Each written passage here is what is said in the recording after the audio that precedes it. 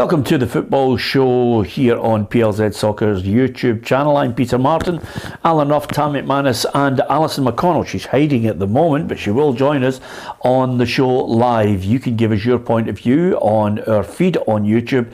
And if you get the chance, hit the subscribe button, tell your mates. We'd love you to join the football family. As ever on PLZ Soccer, it's uncensored, unbiased and it's unmatched. 5 days a week, every day we give you our insight into the football and get you to engage as well. And if you download the app, you'll get all the breaking football stories too. There's so much unique content that hopefully you're enjoying.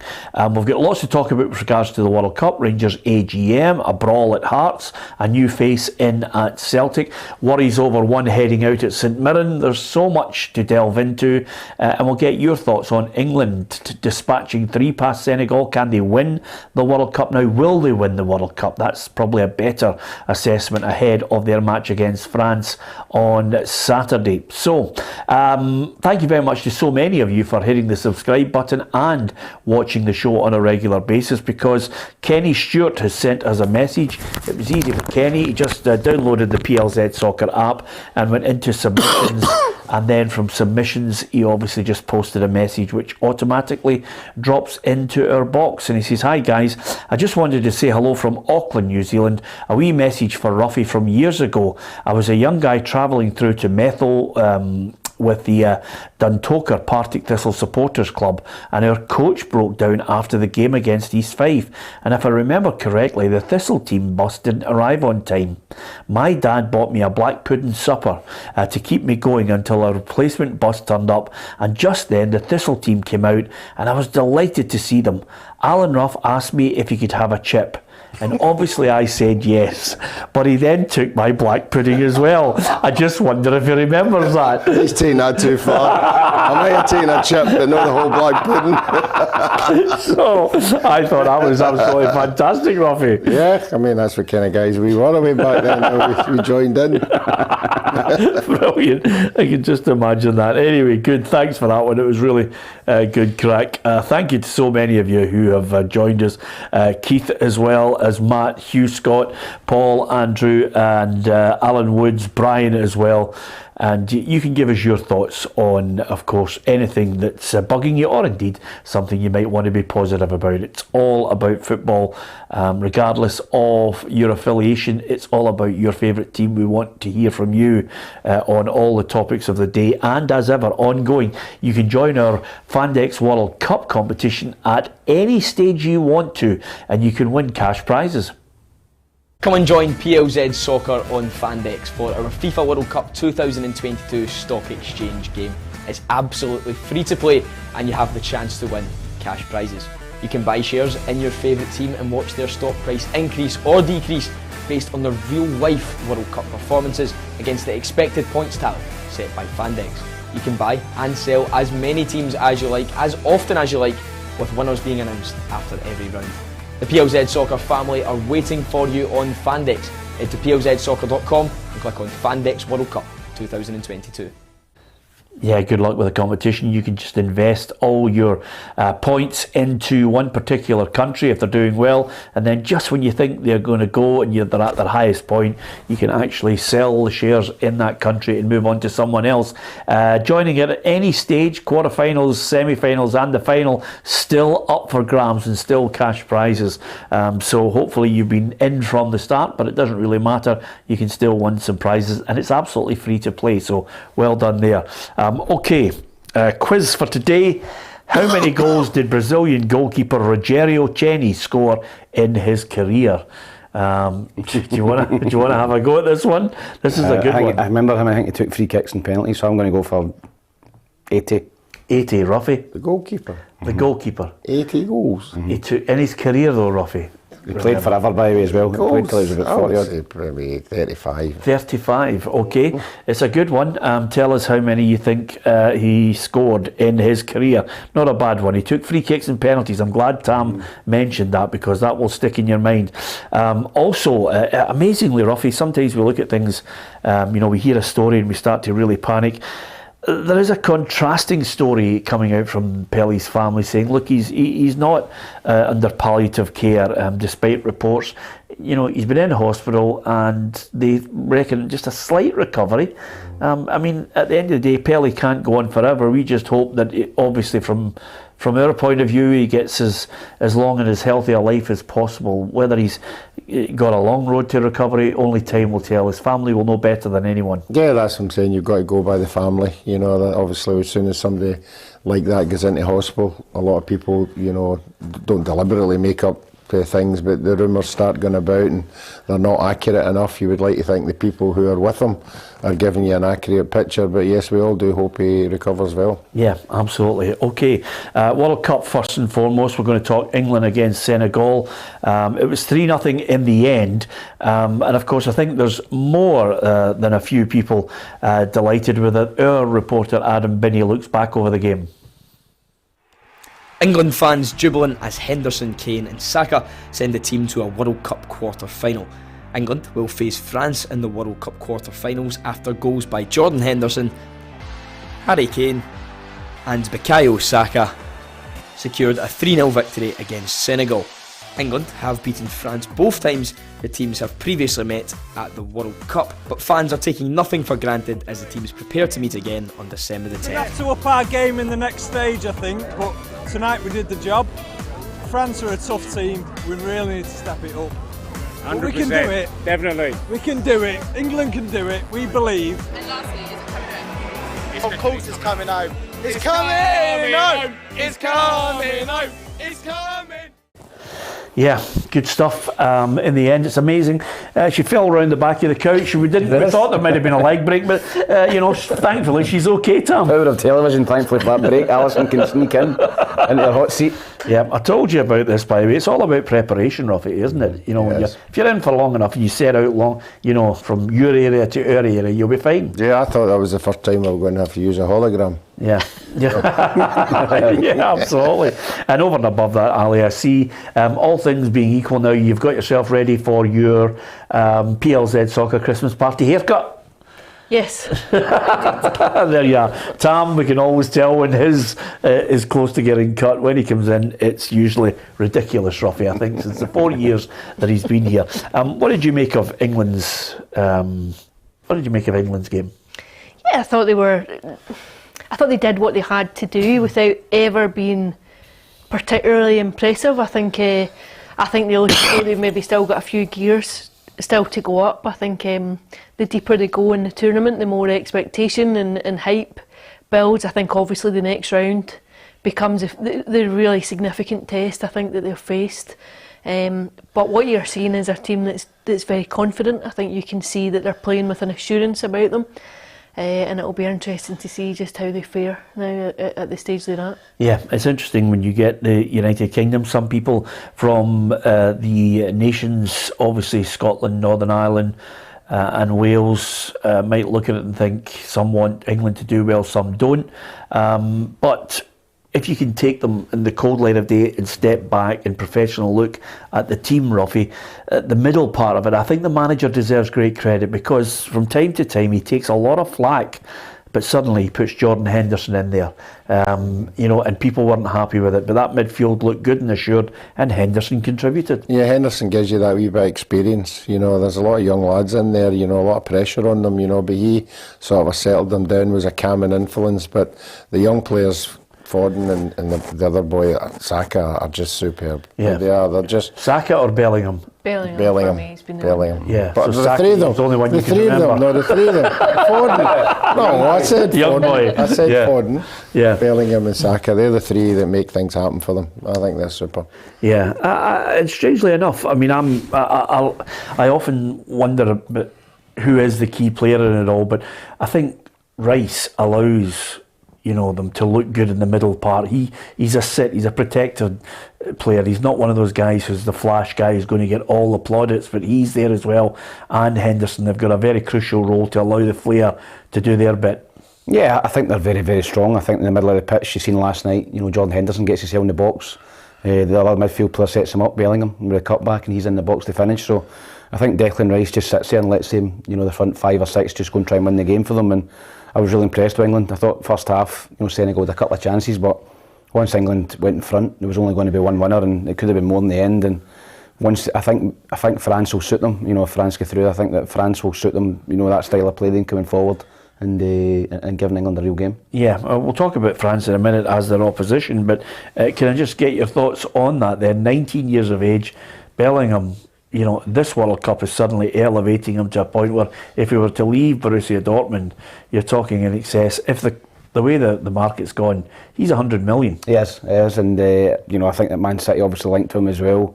Don't know if they've got the money, but Liverpool seem to be the favourites for him. I think he's going to be an absolute world-class player if he's not already. And I think he would slide into that Liverpool midfield no problem. That energy, but there are going to be big clubs looking at him at that age. To have the impact he's having at England in this World Cup is huge. And I think Dortmund paid 20-25 million for him as a 16 or 15, 16-year-old, and people were saying that was a lot of money, but it looks like a bargain now. Yeah, okay, that's the highs of it all, and I think the manager himself I think deserves credit, but the negative aspect of it, and I've got to offer this to you, is I said last week that I couldn't see England winning it with the two centre halves, and I still can't see it because quite simply Harry Maguire's passing at times is atrocious. 0-0 last night when before they'd opened the scoring, there was one slack pass which I think had Senegal scored first. I think it might have been quite an interesting game just to see how England would have coped with that, with going behind. I'm not sure that the defence has really been tested properly yet. I think you can guarantee it will be now. But they've not really had a particular examination yet. But I'm with you. I don't think England have a strong enough squad to win it. Yeah, I can't see it, Ruffy, because I think, and it's not again, it's an opinion on teams watching them the way they play. I think that first half hour again, if you are giving those sort of chances to France, to Spain, to Argentina, then you're in trouble. But again, it was Senegal who just couldn't convert those chances. But Maguire, for me, I mean, I almost fell off the chair when somebody said that the nickname of John Stones is the Barnsley Beckenbauer. This is the commentator, and I thought, we're now losing the plot, Ruffy. Yeah, I agree with you 100%. I think the two centre-halves are very good centre-halves at club level, but this is another level, and they're going to come up against three forwards who are another level. There's a lot of movement. Griezmann in particular will be floating about in front of them, and they'll have to go and pick him up. They'll have to match his pace. They'll get drawn out all over the place, and they will get chances. And this will be the first time they're really tested. Yeah. So we're up in the air. Are they going to produce the goods? Are they going to be good defensively? And this game will test them. Yeah, I like Harry Kane. He's one goal away from, I think, becoming the all-time top goal scorer, equal with Wayne Rooney. When he gets the ball, when he's in that area, you actually always think he's going to score. Yeah, I think up until now, obviously that's his first goal. I think he's been more on the periphery. He's been setting players up. He's been dropping deep and playing passes through. But last night when he got put through, there's only going to be one outcome. He's lethal in that situation where he just goes and buries it. And if he starts to score a few goals, then England will have a great chance. But he's got great players around about him. He's got legs. He's got Saka. He's got Grealish coming on. He's got Foden, Rashford. And guys like that putting in a plate for him and doing all the hard work. He's just got to stay in the box and finish. But I thought England played really well last night, but their biggest test is to come against France. That is, if they beat France, then I think they will really believe that they can win it. Yeah, of course, Bukayo Saka, one of Ruffy's favourites, he reckons that if they just stick to the game plan, they're in with the right chance. I'm not a manager, I'm a player. I have to trust Gareth and our coaching staff to obviously prepare their best game plan, but I think we can continue to do what we're doing. We've been playing well and we've scored, like you said, the most goals in the tournament, so I don't see us needing to change too much. I mean, he's a good player as well for Arsenal. He's on that left peg. When he cuts in, he's dangerous. Oh, he's fantastic. I think you've seen that. I think he's been quite instrumental in the games that they've played so far, but I do think obviously the game against France is a different level entirely. I think the challenge that will be posed by Mbappe and Cole and the rest of them, I think won't be on the same level as anything that England have faced so far. Again, I would reiterate, I think they look like a calm team just now. I think I like Gareth Southgate as a manager. I think I think you can see his influence in that team. I think they're well organised. I think they've got a lot to offer, but I think they'll struggle to get past France. Isn't it amazing that Gareth Southgate, though, you mentioned him and his ability to be calm, he also doesn't get riled when the media, have this erratic nature. And when I say, I'm loath to include, I don't want to name names in the broadcast area of it. There are some, and then there are the written press, and then there are some of the fans who follow that kind of okay, we're brilliant in the first game, and then we draw with the USA, so we're rubbish again, and then they start picking the team. They follow the same pattern regularly, but he's managed to keep the noise out. Yeah, I don't know how much comes down to the fact that obviously he was an England player. Like he'll know more than most what that's like, the effect that can have on a squad, but I think he comes across well. I think he speaks well. I think he exerts a very calming influence on the squad. I think he's good at keeping that noise to a particular kind of level, and I think there's an inevitability about England. I think that will always be with England. Like, you have real exaggerated responses to both defeat and victory. I think when they're playing well, there's a massive expectation around them. You sense it immediately. You sensed it straight after the win over Iran. All of a sudden, the excitement building and the hype around the team. I think he manages that particularly well. Yeah, you have to give credit to the players as well. The England players, they're not shouting it for the rooftops. They keep themselves level-headed. They take each game as it comes. So that's a good thing from their point of view. Yeah, absolutely. Can they beat France? I watched France, and at times Mbappe just looked scary. I mean, the 2 goals he scored, the second one, the first one's a great goal, but the second one for me is even better. I mean, Szczesny's been in great form, and to beat him with that one right into the postage stamp. Yeah, listen, I think he's came alive. He was disappointing in the Euros. France were disappointing as well. I think they get put out with Switzerland, so I think he was due a big performance at a big tournament. He's rated the best player in the world by many at this moment in time, and this might be the tournament that he shows that. I think he's top scorer at the minute, 5 goals. So if you've backed France and you've backed him to be top scorer, I think you're sitting a wee bit excited at the minute, but you have.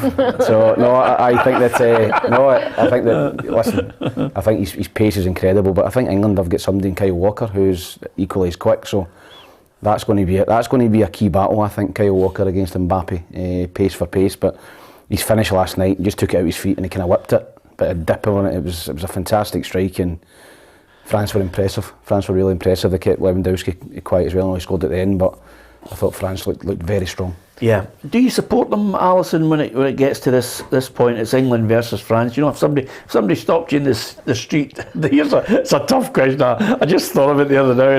If somebody says, look, it's England versus France, would you be supporting England or France? Have you seen the clip that done the rounds of Roy Keane just after Harry Kane scored yesterday? I think that might answer your question. Yeah, absolutely. Well, there was no celebration. I think he went down to his notes while they're all going absolutely bananas.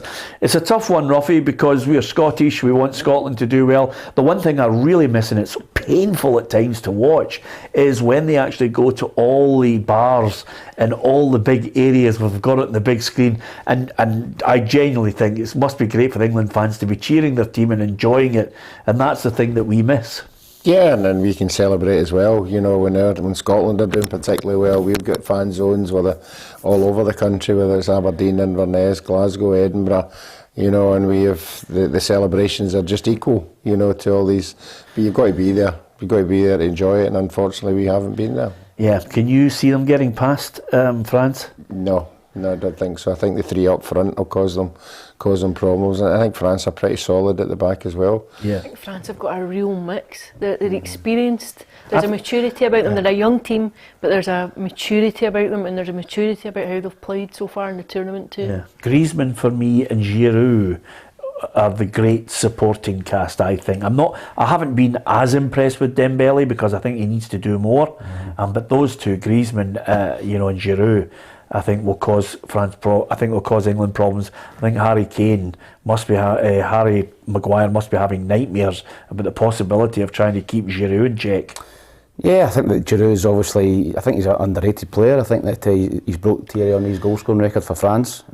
He's got a great record, you know, for the national team, and he will add to goals. But I just think that both teams are loaded in the forward areas. I think you look at England's team, they are loaded in the forward areas, and so are France. And Griezmann plays just behind them, and he pulls the strings in behind Giroud. So I think it's got the makings of a great game, and it'll be whoever really defends the best.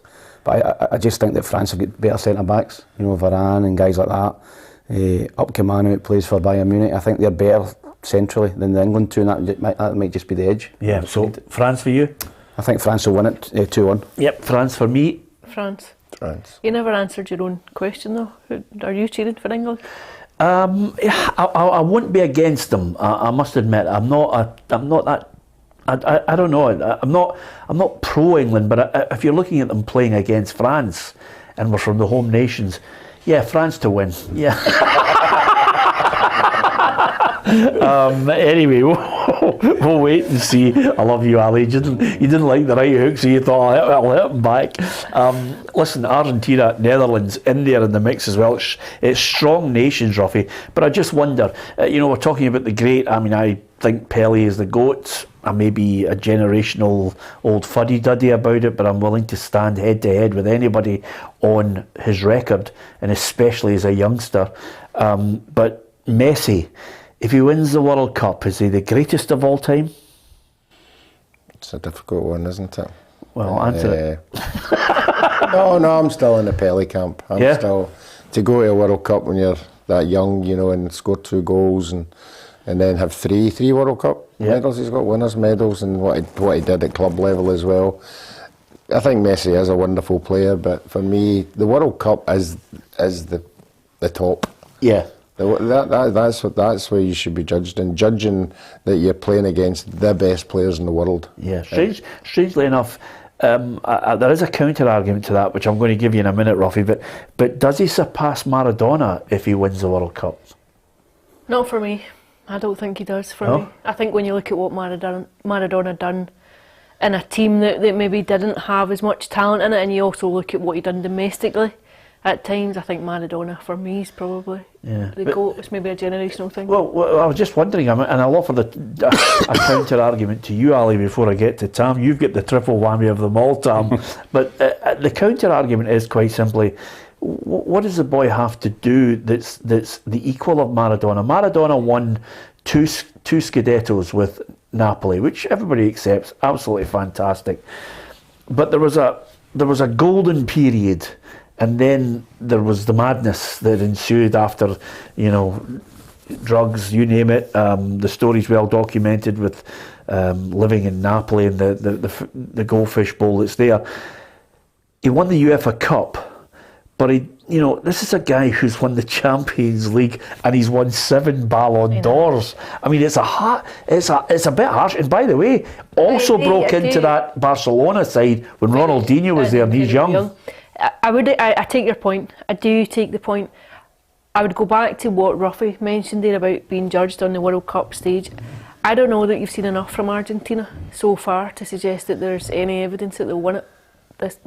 Win this tournament. Yeah, I really don't. I think they've looked laboured at times. I think sometimes you can get that in the group stages, and then when you go into the knockout stages, it comes alive a bit. But I think there are better teams in Argentina so far at this World Cup. Yeah, it's an interesting one, and I'm not in any way belittling Matt's point of view. He contributes on a regular basis, and he says Pelé played against amateurs for most of his career. It's amazing how so many people can rewrite history with regards to Pelé, because if Brazilian football at the time was so backward, then why didn't everybody... why were Brazil able to win the World Cups when Champions League football was not the be-all and end-all? It wasn't as strong as it is now, because I would contest Ruffy's comment there about the World Cup as the pinnacle. I think Champions League football now is far stronger than what you get at the World Cup. Yeah, I think it is. I think the cream play in the Champions League, all your top teams, and the top players, but I think that if Messi wins the World Cup, I think he's got to be the best. He's the best I've ever seen. I'm 80s, 90s, 2000s. I didn't see Pelé in his peak or Maradona. So he's the best that I've seen, Messi. And I think I agree with Alison. I don't think Argentina are a great side, but I think he's got the capabilities of doing what Maradona done in '86. Yeah. And carrying them to victory. If he plays the way he played against Australia, I know it's Australia, no disrespect, I thought he was outstanding. I thought he looked as if he was right back to his best. If the Argentinians can just defend properly and give him the ball, I think Argentina have got a chance if he's in top form, but he's going to have to carry them because they're not the best team in the tournament. Yeah. But they might have, I think they've got the best player. Hugh Scott says, Peter, all I would say about Maradona is that he did everything on dodgy pitches at times, at a time when defenders were allowed to kick absolute lumps out of him time and again. Year, isn't it? Yeah, it is a great point. But the point I was going to make with this one, with regards to Matt's point about him playing against that, you have to really go back and check the facts of things as you go back through time and pick up on players. Pelé playing for Santos, and Santos, a very, very special team, Ruffy, who were dominating in Brazil. He would win titles with them. He would undoubtedly have gone to Europe to play football, but the Brazilian government would not let what they considered a national treasure leave for any amount of money. And Santos did play a lot of what you would call these not charity games, but these kind of exhibition games, all-star exhibition games. And then you've got Brazil, going to the World Cups with top draw players. I mean, you can't play in a mediocre league when you've got 7 or 8 world-class players. I mean, Didi Garrincha in there as well. Brazil at the time in 1958 had about 5 or 6 world-class players, and he's still getting into that team. Yeah, I mean it's an age-old argument, isn't it? It's a brilliant argument. I love it. But I mean, you talk about the pitches are better. Players are looked after better. They're more athletes now. They're this, they're that. The formations are different. Yeah. Sometimes there's 10 in midfield when way back then was maybe just 4 in midfield. Yeah. But when I sat down with Pelé and had the one-to-one with him, Ruffy, I'm not doing that as a kind of hold on to that, Ali, I can see your face. Thinking, first name drop of the day. I did say to him, Pelé came into the PLZ studio. Yeah, exactly. I did say to him, the reason why I think you're the greatest ever player is because you played in an era where, like Hugh Scott mentioned about Maradona, when Pelé played, they could kick him up and down the place, but tackles from behind, booting him like right, left and centre. He was booted out of the 1966 World Cup. Yeah, I remember that. But you're right, he played in a Brazilian league, that when the World Cup came, whatever player it was with all these different teams, they were good enough to win it.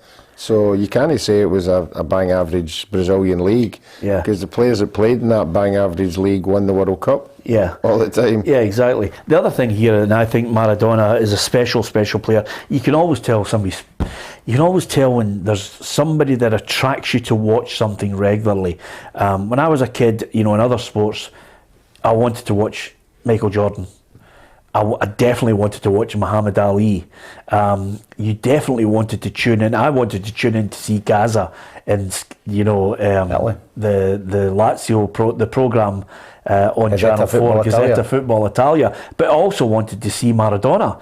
You just had to watch these guys because they were just unbelievable. Maradona was phenomenal. Channel 4's figures must have been through the roof. Just people raving about him. Yeah, that's what I grew up. I grew up on the Channel 4, and that was when Serie A was without doubt the strongest league in the world. Yeah, all the top stars went there. Beppe Signori, I remember at Lazio, and Batistuta at Fiorentina, and every team, George Weah, every team had a world class player in their team, and I think that was a golden era.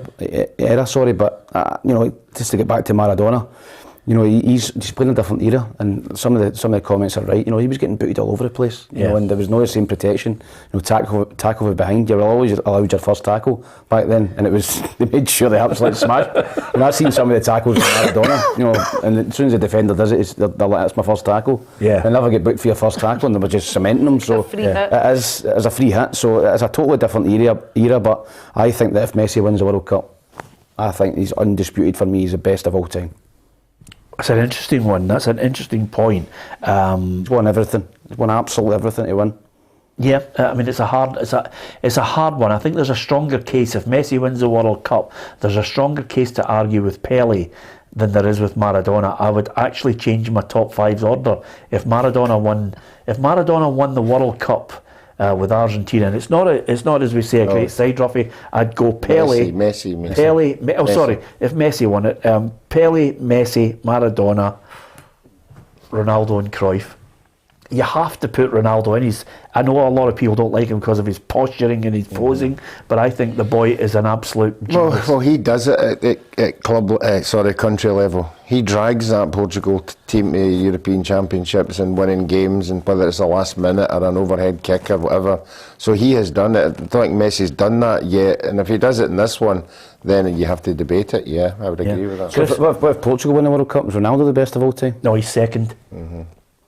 He's got to be considered. You're never going to he's brought all the records. He's won everything. He's won the Euros and the World Cup with Portugal. Yeah, but he's not the best of all time. He goes second. He's not won it 3 times. I'm going to have to give you the Pele video. You've just got to watch it. I mean, he's just outrageous. By the way, Chris Andrews has got a great line. He says, Messi wouldn't get in my school team. Maradona every day. What a school team he played for, by the way. That was incredible. I think Socrates played in Chris's team at school. That must have been some team, Chris. We can't even play you at 5-a-sides because we're frightened. But it started the whole thing off. And by the way, Messi today in this generation, everybody wants to get their photograph taken with him, Tam. It's just a great pick to get, and I think that's a good one. There it is, your man with greatest of all time, and Messi there. And yeah, Jason Cummings and Messi. By the way, you sort of look like the two. He looks a wee bit like Dog. Yeah. No, listen, I think that was fantastic for him. Listen, he was struggling again for Dundee this time last year. Now he's playing the World Cup and getting his pictures taken with Messi. So fair play to him, and fair play to every Australia player. I've seen it after the game. You know, they're all wanting his jersey. That was his 1000th game, I think, for Argentina. So whoever gets that strip is that be worth a few quid in a few years' time. You know, he scored on his 1000th game, so I think Cammy Devlin got it. So Piers already texted him just before it. I remember you said you gave that jersey. Actually, I often think, I mean, these are special, these jerseys, aren't they? I mean, he's got a few that he'll be giving to charity as well, but to say you've got one of them at the World Cup, especially if he wins. And a landmark game too, I think. I think there was a few kind of hoping to get his shirt after it. The only thing he won't be able to do is, if he's in the final, he won't be able to lift his hand up and punch it over the goalkeeper because VAR will pick it up, Ruffy. I'm waiting to the final when the final whistle goes and there's 22 guys running about trying to catch the match ball. See if they can flog it in 10 years' time. Well, absolutely, that's the thing about it. I wonder, there's that many of them, isn't there? I mean, it'd be very difficult to actually get any kind of provenance with the that was the ball. provenance, as they say, with the ball, because there's that many of them. But nevertheless, if anything, you know, we're looking at some of the Mbappe top goal scorers in there with 5 goals. There's a few of them there that could contribute. Certainly, my man Giroud's still in with a shout. Gakpo, he's done well. He has done well. It was a slow burner, I think, the tournament. I think it took a while to warm up through the group stages for people to really emerge. Mbappe's the one for me so far, I think. Yeah, okay.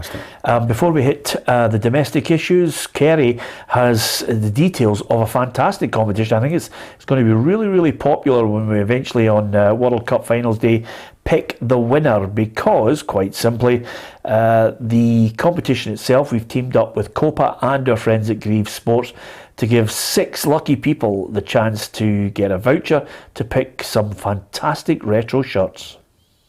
PLZ Soccer has teamed up with our friends at Grieve Sports and Copa to offer you the fabulous chance to win one of these World Cup retro shirts if you enter our World Cup hat-trick competition. All you have to do is tell us who you think will win the World Cup, finish top goal scorer, and who will be declared player of the tournament. The person who gets all 3 correct will go into a draw to win one of 6 vouchers to choose their very own retro World Cup shirt from the Grieve Sports website. And if you don't get all 3 correct, then don't worry. You can still subscribe to our YouTube channel for a chance to win. To enter, simply submit your answers in the feed below, and if you want to double your chances of winning, then make sure you subscribe to PLZ Soccer's YouTube channel. The winner will be announced on the day of the World Cup final. Good luck. Yeah, fantastic. Just a wee sign off there with a smile. Kerry giving us the details of that. And let's not forget, when we get back domestically, we have lots of great news of one-to-ones, special, unique video content on PLZ Soccer. There's more coming on the PLZ Soccer app as well. And big news coming in January as well, if you follow PLZ Soccer. More programmes coming online for you to enjoy. Simple as that. So hopefully you can become a part of it by hitting the subscribe button if you get a chance and downloading the app for all the breaking news stories. Rangers AGM coming up tomorrow. Could be an interesting one. A lot of difficult questions. You know what it's like, Ruffy, when a board is under a wee bit of pressure, when the team's not playing the way they should do, although there's a new manager in, a new era. There's a few things that a lot of fans have become disgruntled with at Rangers. Here's some of the key points that I think a number of the Rangers fans might want to highlight tomorrow. Beale appointment, where there are other candidates approached. Will transfer funds be made available in January for him? Contracts, will Kent and Morelos extend their deals? Douglas Park to remain as director. There's obviously lawsuits to talk about. Hummel and the Sydney Super Cup are still ongoing. And I think also a lot of the fans will probably be disgruntled with the communication, the transparency over what the plan is. All these things I think are going to come to the fore tomorrow. Yeah, I think another one that wasn't up there would be, I think the fans would be wanting to know all the money that came in, why didn't the definitive of bringing players in and spending some of that money, and it'd be interesting if they have to tell everybody, where the money went, because it was a large amount of money that came in with players and the Europa Cup final and all that. So I think a lot of supporters would be interested in that part of it as well. Yeah, the problem is, especially when you're at a big club, Alison, is when you get that measure of success, the one thing that goes quickly and elevates and goes through the roof is the expectation. And if you're at a club that has spent big before, suddenly the fans forget what happened over that 12-year period. They just think, we're back, we've been in the Europa League, we've won the league, start getting bigger players. There must be a big kitty there. Yeah, I would agree with that to an extent. I would also say that I think recruitment has been poor. I'm not sure that Rangers have had value for money with the players that they brought in, with the money that they did spend. I think you can see, I think the bottom line for Rangers and for Celtic, you're measured pretty much against one another. I think that's just the reality of life in Glasgow. It always has been. And I think if you were to compare and contrast the money that both clubs have spent and how they've spent it, you would have to say just now that Celtic have been able to identify talent that has come in, has been first team ready, and that they should probably be able to sell on at profit. And I'm thinking just now of Josip Juranovic would be the case in point. I think the fact that they've brought in Alistair Johnson would suggest that the Croatian will probably go in January. I think Celtic paid, what was it, $2.5 million or something for him. I think they can easily be expected to bank a considerable profit if he's to go. And I think there's a few players. Matt O'Reilly would be another one, Rio Hatate. If there are offers come in for these players, then Celtic are going to bank significant profits. And I think for both teams, given where they operate and the ambitions that they have European-wise, I think you have to be clever with your recruitment, and your scouting network doesn't always work. I think that every signing is almost a gamble, but I think Rangers this summer, the money that was spent and players come in, I think supporters are entitled to say we want better value for money. Yeah, it's all right asking for a new board or wanting certain people out, chairman or certain board members, but you've got to have, there's got to be a plan where suddenly whoever's coming in, if they're coming in with huge money, obviously everybody loves somebody who supports your club who's got huge money, but I don't see anybody there at the moment, Tam. They just want change. They're not happy with the way some of the board and some of certainly a number of Rangers fans are not happy with the chairman. Yeah, well, I think obviously Dave King's been a catalyst for that. I think that he's asking questions. I think he's got the backing of Club 1875, I read this morning. So I don't think they've got enough to oust him. Yes. But 1872, the 1872, sorry. 1875 are holding on. They're the breakaway. They're the breakaway. If you watch Life of Brian, you'll find out who they are later. So I don't think they've got enough to oust, obviously Douglas Park, but you know, I think there's going to be some serious questions getting asked. You know, there's 2 potential lawsuits hanging over them as well, from Hummel and the Sydney Cup. So there's a lot of questions. Ross Wilson, I think, will be asked to, you know, give his opinion on the recruitment, you know, and how much money they've got going forward. So I think it'll be interesting. Rangers supporters will be looking forward to hearing the, you know, questions and getting good answers from the board of what's going on and what's the future of the club. Yeah, it's going to be difficult times. Give us your thoughts on it as well. Kent and Morelos is an interesting one because you're damned if you do, you're damned if you don't with that whole situation of, do you sell Kent? He's not taking a new deal. Can you get him on a new deal? Morelos. And then all of a sudden you're battling to try and stay in the league title race. If you don't win it, these 2 walk away for nothing in the summer. And you start to think, who else can we sell? Yeah, the point is, if you don't get them on a contract, you're talking about maybe a £30 million hit. Because a year ago or 2 years ago, you would have got that for the 2 of them. I don't know what figure for both, but you're talking about in the region. Let's check back. Charlie said that's a £60 million hit, according to Charlie Adam, by the way. It's a lot of money. It's a lot of money, you know, to let it go down to where they are just now. You know, you would have thought somebody would have made a decision on them maybe last year or whatever, you know, but it's an enormous hit for a one club, 30 odd million quid. Yeah. As well, if you look at it from the player's perspective, there's no reason just now to sign an extra deal. You know that you're far more attractive to other clubs if you're in freedom of contract now in the summer. I think it's remiss to let it get to this stage. I think you had to get them either signed up on longer term deals in the summer, or you had to make a decision to sell. I think there's some comments coming out from Ross Wilson and Michael Beale about two totally different cases. You know, so it seems to me, reading between the lines, that one's wanting to stay. I don't know which one, you know, Kent or Morelos, and one wants to leave. So they're obviously having different discussions with both players. But it was interesting that Michael Beale came out the other day and said that. You know, so I think that maybe one of them will stay, sign a new deal, and one of them will leave. Yeah, as ever, you know, with these situations, I think Alison touched on something that we all are well aware in Glasgow, that second is nowhere, and suddenly Celtic, you know, have been quick off the mark. Alistair Johnson announced as the latest signing, which suggests that maybe someone could be going out, Juranovic in the window, possibly Giacomakis, but he's got 2 in, and he's making this side that he has at the moment, that are 9 points clear, he's making Celtic stronger, Ange Postecoglou. Yeah, I think it's clever. I think I don't think there's any real surprise. He's spoken.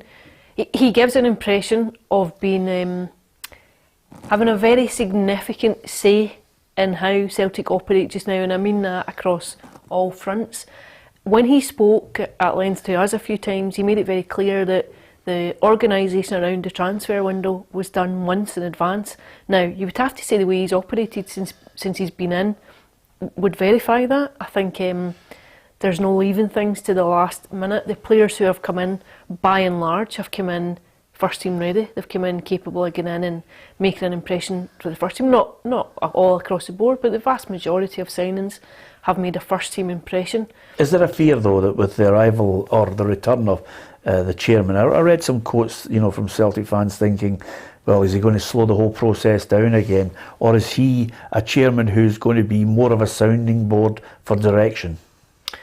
I think it's probably goes against the grain. I think it's an astute appointment. I think you're bringing in somebody back who understands the club, the layout of the land, vast experience in negotiating and in the territory that Celtic brings.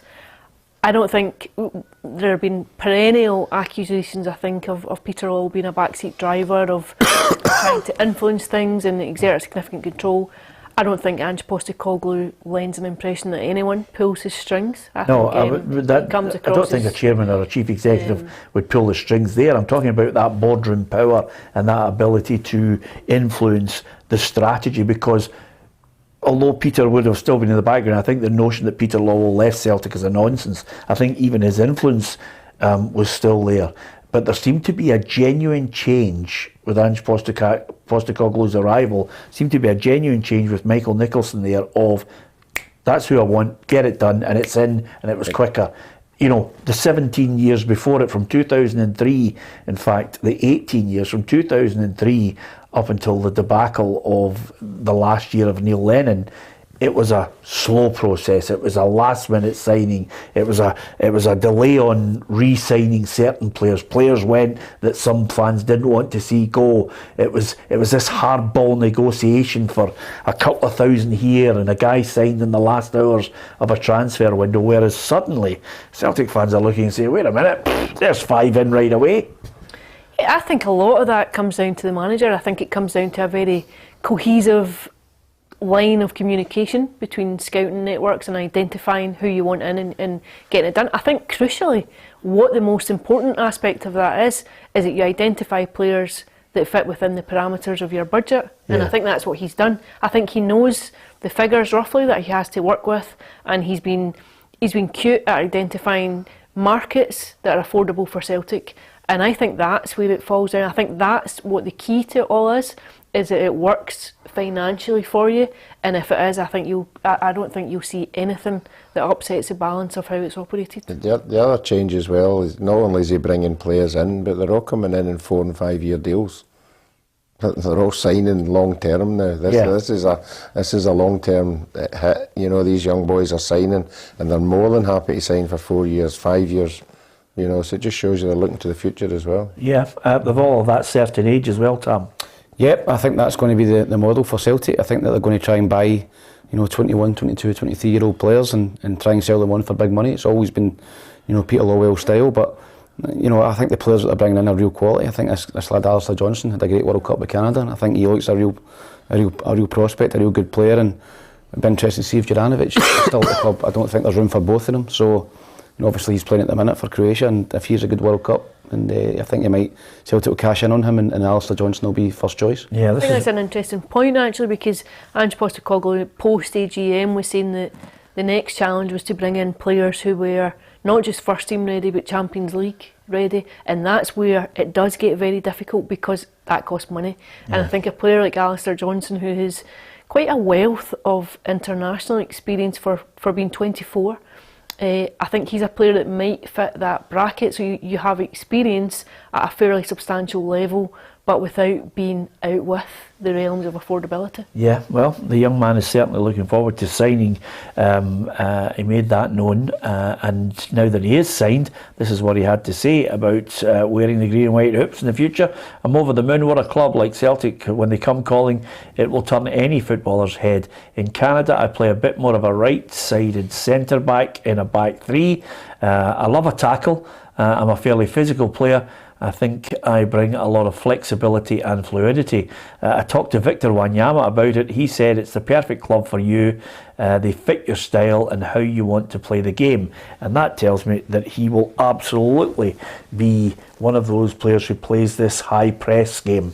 Yep, I think you've seen that with Canada. They press from the front, and very athletic team, very physical team. And I think MLS you've got to be athletic and physical to play in that league. So, no, I think he ticks a lot of boxes for Celtic, and I think the supporters, after seeing him in the World Cup, will be excited to see him in a Celtic jersey. Yeah, I still think they might need a striker, Ruffy. That if I was looking at Celtic and saying what they need, there are other clubs out there who are looking and wondering furiously whether they're going to have players to hold on to. I know Stephen Robinson has got a real fear over losing Keanu Bacchus because the Australians just exceeded the expectations.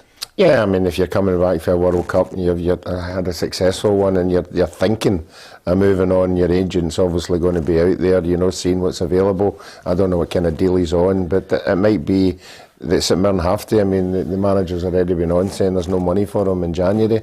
He might have to say to themselves, well, what if we let him go? If there is a deal there, and I can let him go and maybe bring another 2 or 3 in. Yeah, interesting times. You can't beat a bit of a punch up on a friendly. I mean, honestly, I actually watched the footage of it, and it really all kicks off because Alex Cochrane starts it because he has a wee dig at the boy, and then all of a sudden they all decide, the Almira players, no, we're going to defend our teammate. And then it all kicks off from there, and then the referee decides, I've had enough, the game's over. Yeah, I think sometimes you get that, especially if somebody puts a tackle in a friendly game, because, you know, ordinarily it wouldn't be flying into tackles in a friendly game. It's just a bounce game, you're just there to get a bit of fitness. But I seen the tackle, and obviously the Spanish team were not happy with it, and it turned into a mass brawl. And, you know, I think that there was a few punches thrown. But listen, it's only a friendly game. I don't think anybody will get excited for it, but it's disappointing for Hearts when they go there and try to get some match fitness into people, and it ends up, you know, getting abandoned. Yeah, this is what Robbie Nielsen had to say about the whole affair. He said it was a very competitive game. Then all of a sudden on the far side there's a tackle from Alex Cochrane. I thought it was just a standard tackle, and then all hell broke loose. I think the ref just totally lost control of it. Both benches were over, and there was about 60 people on the pitch. It was just a bit of a shambles. You come and play these games, there's always got to be a competitive edge, but there's a line that you can't really cross. I think that got crossed several times. Of course, the other thing about it is, again, you've got to offer some balance in this, Ali. When you see one incident in the game, which eventually starts it all off, there could be several in that first 44 minutes that have, you know, yeah, I think there was. I think by all accounts, and I didn't see the game, but I had obviously been alerted to this as it unfolded yesterday, and I think a couple of guys who were out said there was a bit of needle from the early stages. So yeah, I think it's just so unusual, I think, to hear the pre-season game being abandoned. Apart from the Soonest game at Easter Road, Ruffy, where remember you picked up a yellow already, and obviously on the back of the yellow card, a lot of Hibs fans know you were yellow as well. You didn't like a fight. Apart from that game where the other 21 were booked and Soonest was sent off, was there ever any other game where you can remember a punch-up? No, not on the park at all. Not as bad as that. I mean, that was just everybody. I've never seen everybody getting it and everything. You know, not that I can think of. No, not off the top of my head. The only one I can think is we went to France for pre-season with Hibs, and we played Marseille in a bounce game, and there was tons of Marseille fans there. It was like a proper game, and there was a mass brawl in that game. I can't remember who it was, maybe Gary Connor or somebody. Went and smashed one of the French players, and it was all hell broke loose. And I thought we might not get out of here because the Marseille ultras and all that were all there, and they were going mental. So that was Frank Sozzi's. He was playing obviously for us against Marseille. So that's the only one I can think of, and that was a friendly game. So sometimes, you know, if somebody puts in a tackle, it's a bit naughty. People react to it, and you know, all hell breaks loose like that. Yeah, I can only remember one, Alison, which was the Scottish football writers against the MSPs, where all hell broke loose after 20 minutes. There was a massive brawl in the middle of the park, and then when we get back into the dressing room, we said, look, let's try and keep this quiet. There's a code of honour here. And within a day, the MSPs had let it out to everybody. There was a big punch-up. So who was the instigator? Oh, the instigator was an MSP guy from Fife who actually, they'd picked him, Ruffy, you know what it's like, they'd picked a guy who played rugby. And they don't know how to tackle. And he didn't know how to tackle, and he battered Chick Young right up into the air, and then all hell let loose from there because, as you know, the troops always have to stand by Chico, yes. and it was mental. But the referee did the right thing, called it off, but we couldn't keep it a secret, Ali, I'm sorry to say. But good to find out about your punch-ups here and there. It's not ideal when you're looking to try and get the team up to speed, ready for the domestic season returning, which we're really looking forward to. But of course, the football and the World Cup is something that dominates our thoughts, and we've got our partners at Fandex. It's a chance for you still to get involved, absolutely free to play. Come and join PLZ Soccer on Fandex for our FIFA World Cup 2022 Stock Exchange game. It's absolutely free to play, and you have the chance to win cash prizes. You can buy shares in your favourite team and watch their stock price increase or decrease based on their real-life World Cup performances against the expected points tally set by Fandex. You can buy and sell as many teams as you like, as often as you like, with winners being announced after every round. The PLZ Soccer family are waiting for you on Fandex. Head to plzsoccer.com and click on Fandex World Cup 2022. Yeah, okay. The quiz answer for you guys. This is a tough one actually today. I think Ali, you missed the quiz question, so you're going to have to answer immediately on this one. But the question was quite simply, how many goals did Brazilian goalkeeper Rogério Ceni score in his career? Now, Tam threw in there before he offered the figure that Rogério Ceni took free kicks and penalties for, club and country. So he scored a few in his time. Ruffy, what did you go for? I went for 80. 40 something, 30 something. 30 something. Something, I can't remember. Right. That's been an hour ago. Yeah. Yeah, good point, Ruffy. So you said about 30 to 40. You said 80. And remember, he played for a long time as well. Tam did mention that, Ali. So what are you going for? 92. 92, which is just above Tam. You've won it, Ali, because he scored 132 goals. No way. How many years did he play? Scored more than me. 100, yeah. It's not exactly difficult, is it? I think Chick Young scored more than you in the Scottish Football Writers team. Can he score for the bench? Hey? Can he score for the bench? It's impossible. Right, I come through. See with the 5 subs, I'd get more appearances and more goals with the 5 subs. Yeah, so you've been on. Because usually I was always 4th sub. It's funny actually, Unused. we were talking about it yesterday when I was with the Dukla Pumperson boys. He said, and Jerry McCabe said to me, Tam, 60 minutes, that was him shot. He says he once scored 2 goals in a game and he was like, alright, get me off. I thought, brilliant. Okay, I'll leave you with this thought. On this day, the 5th of December 1921, the Football Association declared its opposition to women's football. Officially, it was because it was considered women not physically capable of playing football, but unofficially, the growing popularity of the women's game was causing men some concern. The FA couldn't stop women playing football, but they could and did ban any FA member club allowing the ground to be used for a women's football match. The ban lasted until 1971, Ali. Yeah, and I think women's football's always struggled to recover from that. I think, the time that you're talking about goes back to Dick Kerr ladies when the war was going on and people were desperate for some kind of respite, and women's football drew in massive attendances at times. And I think now what you see is a legacy of that ban. I think the toiling across culturally trying to recapture where it was at that point, and obviously financially. Yeah. And I think it's forever lagged behind for those reasons. And I think it's not only football that was that. I think in my own industry, women were banned from court at certain points, banned from covering certain criminal trials, right up until extraordinary times. And banned going to dinners that men were at. Well, I was going to say to you, I think I know you won't. I know you won't actually. You're not banned from the PLZ dinner. May I say you're there, you're in. But I know you won't believe this, but I think yourself, I think Michelle Evans, I think Katrina Harvey, I think Moira. And a few others who are absolutely, in my mind, very, very good journalists, will be looked upon and hopefully written about in later years as their contribution to being pioneers for, women journalists in the game. Yeah, I definitely think Katrina Harvey and Michelle would have paved the way for my kind of generation coming through, because I think they had it a lot tougher. Yeah. Yeah, absolutely. But I think they did have it much harder than I did. I'd have to say, I've had this conversation recently. I've never felt uncomfortable in my surrounds and my industry.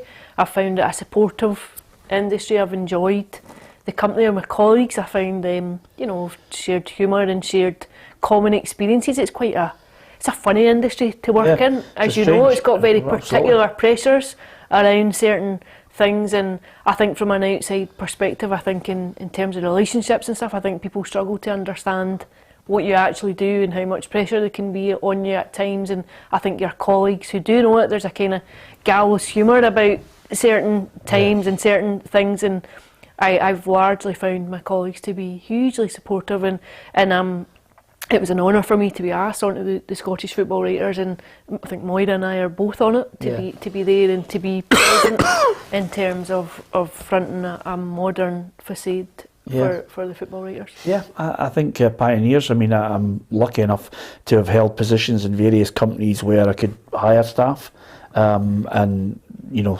I've had some really good journalists who worked for me, with women, and I hired you on the basis that you were a grafter, not that you were a woman.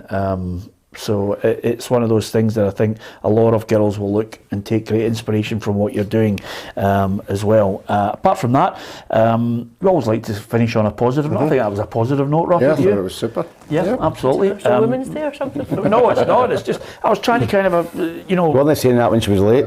No, well, that's another thing. I've seen that. Another line. Usually get that spiel when your contract's coming up. How wonderful you are. So, tributes are pouring in. As we let her go. I'd said that on the basis, obviously, that Ruffy voted against you going to Saturday's staff party, but I've overruled him. I had a proxy vote that just got you in, Ali. I'm looking forward to it, by the way. You're not going working the next day, are you? I am working on Sunday. I'm at Tynecastle for the Sky Sports Cup final. Of course, yeah. But it's an early start, isn't it? Yes, it's an early start, which is good. That's good news, isn't it? I've ordered a taxi for you and a stretcher. Anyway, apart from anything else, brilliant to have Ali, Tam and Ruffy here. You can join us on the PLZ Soccer family by quite simply hitting the subscribe button if you get the chance. You're going to see a lot of changes coming up, a lot of additional footage and programming that you'll be able to watch. And of course, if you want to download the PLZ Soccer app, you can actually watch the programme at any time on there. It's got lots of video content and breaking football stories. So join us if you can. It's absolutely free. We'll be back tomorrow at 4 o'clock.